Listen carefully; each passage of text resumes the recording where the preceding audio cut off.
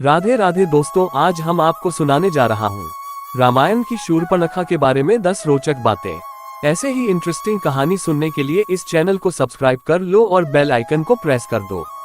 वाल्मीकि रामायण, रामचरितमानस, रामचंद्रिका, साकेत संत, पंचवटी आदि ग्रंथों में शूर्पणखा के बारे में जानकारी मिलती है। ये सभी जानते हैं कि लक्ष्मण ने शूर्पणखा की नाक काट दी थी। आओ जानते हैं शूर्पणखा के बारे में 10 रोचक जानकारी। 1. कौन थी शूर्पणखा? ऋषि विश्वश्रवा और कैकसी की पुत्री तथा लंका नरेश रावण की बहन थी शूर्पणखा। शूर्पवत नखानी यस्यासा शूर्पणखा, अर्थात जिसके नख सूप के समान हो। 2. शूर्पणखा के पति का नाम कुबेर को बेदखल कर रावण के लंका में जम जाने के बाद उसने अपनी बहन शूर्पणखा का विवाह कालका के पुत्र दानवराज विद्युविह्वा के साथ कर दिया था। 3. रावण को शूर्पणखा का शाप, त्रिलोक्य विजय पर निकले रावण ने एक युद्ध में विद्युज्जेह को भी मार दिया था। इससे शूर्पणखा बहुत दुखी हुई। उसने मन ही मन रावण को शाप दिया कि मेरे ही कारण तेरा सर्वनाश होगा। रावण ने उसे आश्वस्त करते हुए अपने भाई खर के पास रहने के लिए भेज दिया। वह दंडकारण्य में रहने लगी। हालांकि किंवदंतियों के आधार पर यह भी कहा जाता है कि एक बार रावण शूर्पणखा के घर गया।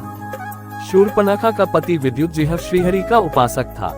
ये देखकर रावण क्रोधित हो गया और उसने उसका वही वध कर दिया था। 4. राम पर मोहित हुई शूर्पणखा। कथा के अनुसार श्री राम दंडकारण्य में ही रहते थे।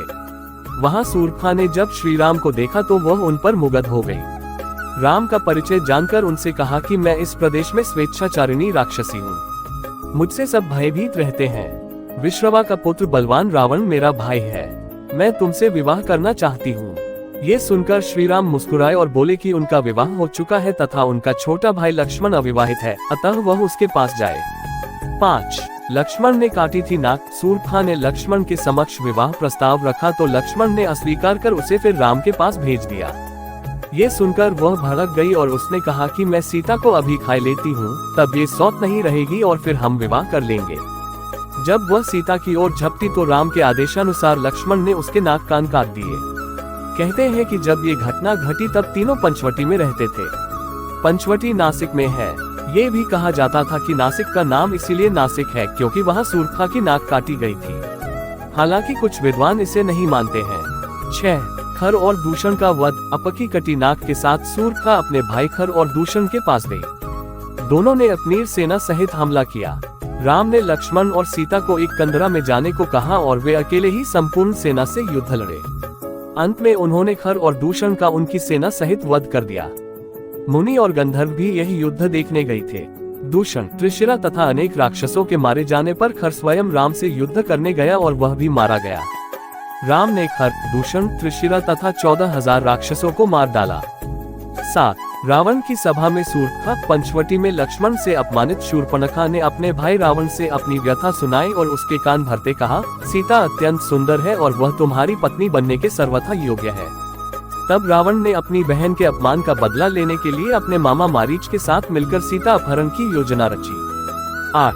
शूर्पणखा का पूर्वजन्म। कहते हैं कि पूर्व जन्म में शूर्पणखा इंद्रलोकी नयनतारा नामक अप्सरा थी। उस समय पृथ्वी पर एक वज्रा नामक एक ऋषि घोर तपस्या कर रहे थे।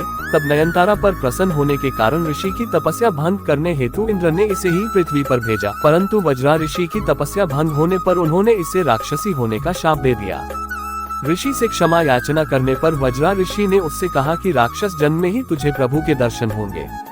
तब वही अप्सरा देह त्याग के बाद शूर्पणखा राक्षसी बनी। 9.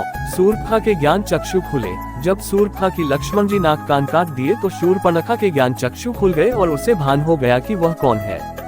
तब उसने प्रभु के कार्य को पूरा करने के लिए उनकी सहायिका बनकर प्रभु के हाथ से खर, दूषण, रावण, कुंभकर्ण, मेघनाद आदि निशाचरों को मरवा दिया और प्रभु प्राप्ति की उचित प्रक्रिया अपनाने के लिए पुष्कर जी में चली गई और जल में खड़ी होकर भगवान शिव का ध्यान करने लगी। हालांकि यह भी कहा जाता है कि रावण का वध होने के बाद शूर्पणखा दैत्य गुरु शुक्राचार्य के पास चली गई थी और जंगल में उनके आश्रम में रहने लगी थी। 10. श्री कृष्ण की पत्नी। ऐसी किंवदंती है कि शिव आराधना के बाद भगवान शिव ने शूर्पणखा को दर्शन देकर वर प्रदान किया कि 28वें द्वापर युग में जब श्री राम कृष्णावतार लेंगे तब कुब्जा के रूप में तुम्हें कृष्ण से पति सुख की प्राप्ति होगी। तब श्री कृष्ण तुम्हारी कुबड़ ठीक करके वही नयनतारा अप्सरा का मनमोहक रूप प्रदान करेंगे। राधे राधे।